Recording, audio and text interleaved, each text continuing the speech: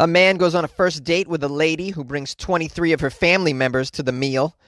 And thieves break into an escape room, crack the safe, but only find riddles and clues. And scientists drive a tiny robot around inside a living butthole. These are the weird stories for Tuesday on Weird AF News. I'm your host, Jonesy. This is the only daily weird news podcast hosted by a comedian. I think I have some weird stuff here. You're going to learn something. I hope you'll laugh a little bit. Thanks for joining me. Let's do it. A man goes on a first date with a woman, and she brings 23 family members along for the meal. 2020 has been a bad year for singles that are on the dating scene. Lockdowns and social distancing guidelines have really put a damper on finding that perfect partner. But things aren't all that bad. At least you're not this guy in China who went on a first date with a woman who brought along 23 of her relatives. The story begins in Zhejiang province, where a 29-year-old man who'd been having trouble finding some love during the pandemic was set up on a date by his own mother. He was looking forward to this date, arranged to meet her at a restaurant to enjoy a meal together. When he went to the restaurant, as they had planned, he walked in to find his date had turned up with 23 of her relatives. The date said, "Let's all eat together." And despite not receiving any advanced warning that the party for two had turned into actually a party for 25, the man sat down and ate with this family of strangers. This article has a lot of details. It says as they ate, the table filled up with expensive meals and alcohol, which his date and her family members enjoyed happily. At the end of the meal, the man was given the bill by the restaurant staff, and he was shocked to find that it came to a total of 20,000 yuan, or about $3,000. Unable to pay the bill, the man snuck out of the restaurant without anyone noticing and returned home, leaving the woman to foot the bill. I almost don't believe this story. I've tried to corroborate this story. It seems fake to me. Where'd you get all these details about, everything that happened? It says here, when she realized her date was nowhere to be found, the woman was reportedly surprised and attempted to contact him to no avail. She had no choice but to pay for the meal. And then you're surprised that you had to pay for the meal? You're surprised this guy skipped out? I don't know how he lasted this long. I mean, I would turn around and walk the hell out as soon as I saw you brought the whole tribe with you. I mean, that's not okay. With no warning? No warning? You show up to dinner with 23 people, your relatives, kids, elderly, I assume. Asked why she brought her family members with her on the first date, the woman said, "I was actually testing whether this man, who might potentially be my boyfriend, would be generous enough to pay for all 25 people, including himself and myself." I think this is a fake story. Can anyone... Let me do another Google search here. Hold on. Now, I'm finding multiple sources that say the same story. I mean, it seems to me to be real. I can't imagine that someone would try and get away with this. I just cannot in the dating world. I mean, we've all had bad dates, right? We've all had people show up with just erroneous expectations. And I'm trying to be nice about it, right?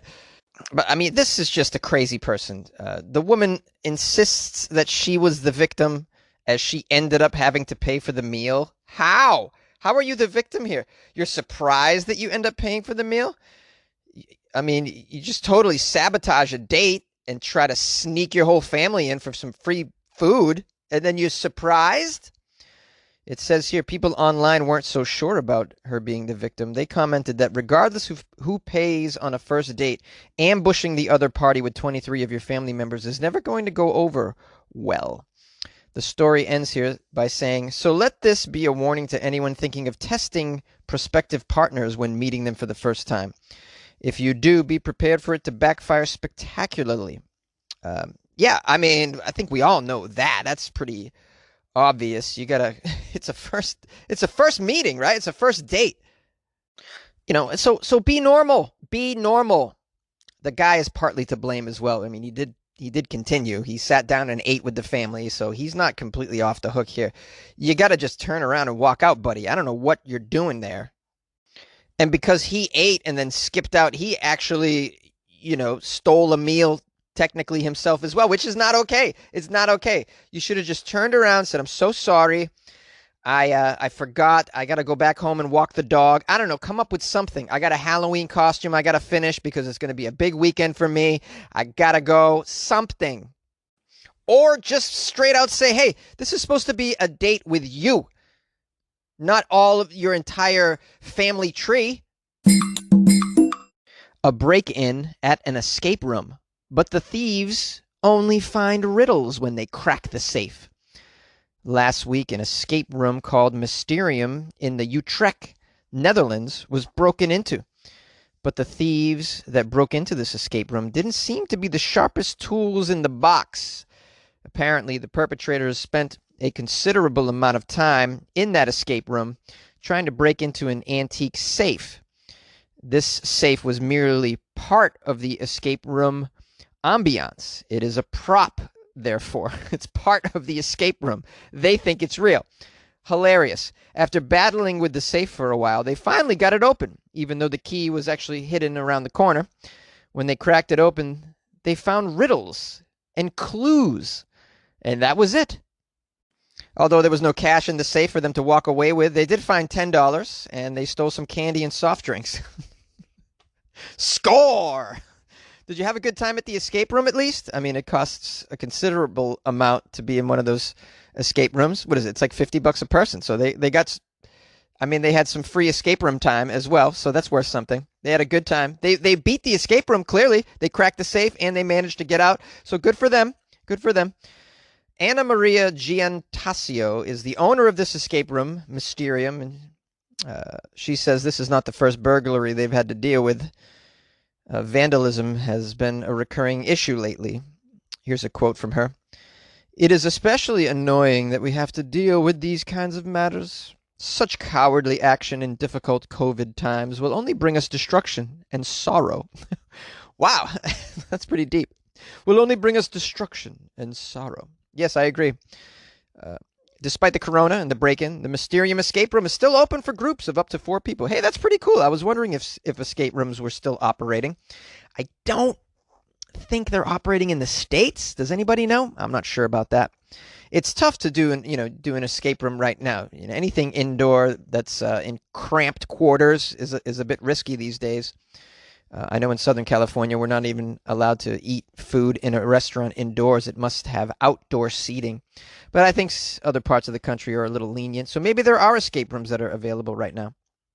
The owner of this escape room, of course, was pretty pissed that she had to buy a brand new safe for her escape room because the thieves wrecked it in their attempt to find some money, these dummies. Here's a quote from her finally. She says, by the way, I'm curious whether those burglars would be able to escape at all if they were inside as a guest. I love how she just kept it real the entire time. She's very cocky about it, although she was robbed. Not really robbed so badly, but she's like, oh yeah, come on back, guys. See if you can get out as a guest. I dare you. It's almost as though she's putting it out there as a dare. This is pretty good publicity, though, for the escape room, I would say, for her. So good for her. I hope she gets a lot of business out of this. And, if you're thinking of robbing a place, you just think twice about an escape room. That seems to me to be one of the worst places you could rob. I mean, it's already set up for confusion. Why would you even screw with that? I just don't understand it at all. I mean, what do you think? Escape rooms are raking in the dough right now during the pandemic? What do you think is going on here? No, absolutely not. And then, of course, there's the challenge of getting in and out of these places. I did a story, over a year ago where burglars broke into an escape room and were trapped and couldn't get out, and the police showed up and arrested them. I mean, it's just like, anyone remember that one? It just seems like a stupid target at the end of the day. Just my opinion. I'm not a burglar.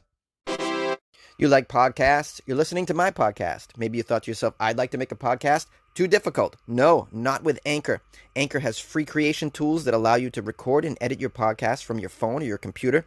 Anchor distributes your podcast to Apple, Spotify, Stitcher, and more.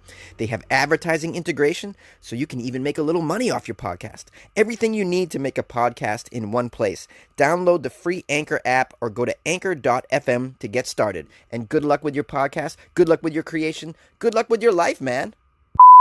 Scientists drove a tiny robot inside a butthole. It's the world's first. A team of scientists at Purdue built a tiny micro robot that can be operated inside a butt of a real living animal. possibly a human one day. That's what they're hoping for. Don't you want a little tiny micro robot up your butt moving around? What the hell are they doing up there? I don't know. Let's find out. Science knows what they're doing, I assume. The goal is to one day allow tiny robots to deliver drugs to different parts of a patient's body, greatly enhancing their effects and applications. Oh, it's to deliver drugs. A little tiny robot drug dealer going right up your colon, knocking on doors like, hey, you guys want a hit? You need a hit? What do you guys want? You guys want a bag? What do you need? I got it all. I got uppers, downers, lefters, righters, yellow ones, red ones. I got everything you need. A robot that delivers drugs up your butt. I never thought I'd see a day. You know, it's wonderful. We got these tiny robots that can go up a butt and deliver drugs, yet we can't cure the nut allergy. I got to live with this nut allergy. No, science is doing miracles. Yeah, we got tiny robots that can go up your body and cure you of whatever the hell. But yeah, you know that nut allergy? Live with that. You're going to have to live with that. Oh no, here's what we got for you, Jonesy. An EpiPen. This piece of crap. The EpiPen. Yeah, stab yourself in the ass with a needle. That's all we got. Yeah, administer it yourself. Be your own EMT when you're about to die, Jonesy. That's the best we got. I'm sorry. Sorry. We're busy making robots that can deliver drugs up butts these days. All right? Please forgive me that tangent. It just pisses me off, the miracles that science is doing, and yet I just have to live with this damn nut allergy. It's so stupid. Why? It's 2020. We have colon robots, yet a man can be killed by trail mix? Really? That's okay. Everybody's fine with that? Okay, moving on. How big is the robot, you're wondering? It's a miraculous size. It's about as wide as a few human hairs. How does it navigate the colon, Jonesy? Oh, I'm glad you asked. It navigates the colon environment by doing backflips. I would have never thought backflips. Maybe one day this little butt robot will win the Olympics. Now, this movement allows the robot to traverse through, quote, rough terrain in the colon. In this case, it's the colon of live anesthetized mice. That's who they tested it on. They're hoping to use it on humans, obviously. Here's a quote from one of the scientists. I'm going to do my impression of a scientist. It's a very simple robot. The magnetic field does most of the work, meaning that the device doesn't even need a battery. Thanks to ultrasound imaging, my team was able to track its movement from outside the colon. Amazing.